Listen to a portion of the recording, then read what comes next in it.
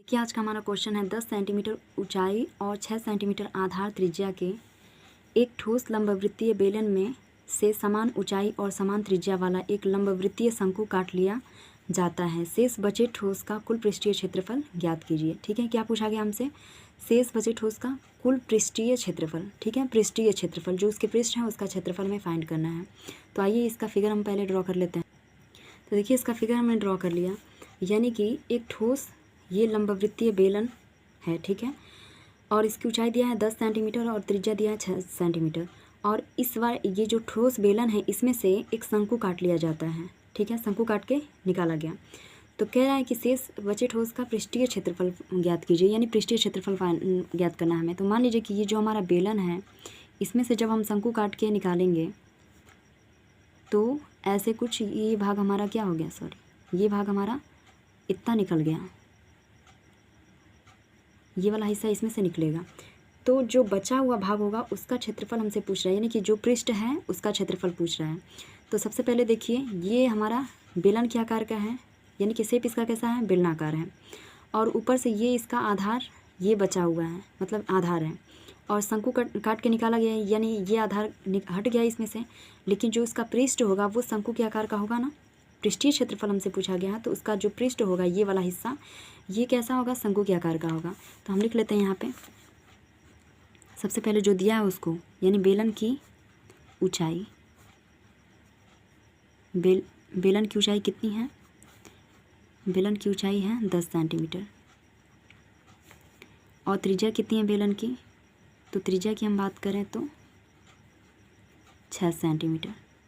ठीक है, और अगर हम शंकु की बात करें तो शंकु की भी ऊंचाई और त्रिज्या वही है। शंकु की ऊंचाई भी कितनी है, 10 सेंटीमीटर।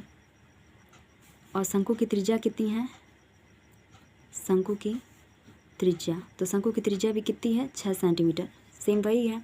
लेकिन शंकु की अगर हम तिर्यक ऊंचाई की बात करें तो इसकी तिर्यक ऊंचाई हम निकाल लेते हैं पहले। तिर्यक ऊंचाई, तो शंकु की तिर्यक ऊंचाई यानी L बराबर कितना हो जाएगा, रूट में r² प्लस h²। तो L की वैल्यू कितनी आ जाएगी, r की जगह पे कितना है, 6 का स्क्वायर और प्लस h की जगह पे 10 का स्क्वायर। तो L की वैल्यू कितनी आ जाएगी, 36 और प्लस 100। तो L की वैल्यू आ गई 136। जब रूट से बाहर इसे हम निकालेंगे तो L की वैल्यू हो जाएगी 2 करने में 34 सेंटीमीटर। ठीक है, इतना आएगा। ठीक है, आगे अब हम कर लेते हैं इसको, अब हमको क्या करना है, शेष बचे ठोस का पृष्ठीय क्षेत्रफल। तो हम लिख लेते हैं बचे ठोस का पृष्ठीय क्षेत्रफल बराबर। तो देखिए सबसे पहले ये वाला हिस्सा बेलन के आकार का है, तो बेलन का पृष्ठीय क्षेत्रफल 2π RH। ठीक, और प्लस ये ऊपर का जो हमारा है ये वृत्त के आकार का है, तो वृत्त का क्षेत्रफल πr²। और प्लस जब हम इसमें से शंकु काट रहे हैं तो ये वाला ऐसा हिस्सा आएगा, तो उसका पृष्ठ कैसा है, शंकु के आकार का, तो उसका क्षेत्रफल क्या हो जाएगा, πrL। ठीक है, यानी कि इस वाले हिस्से की बात कर रहे हैं।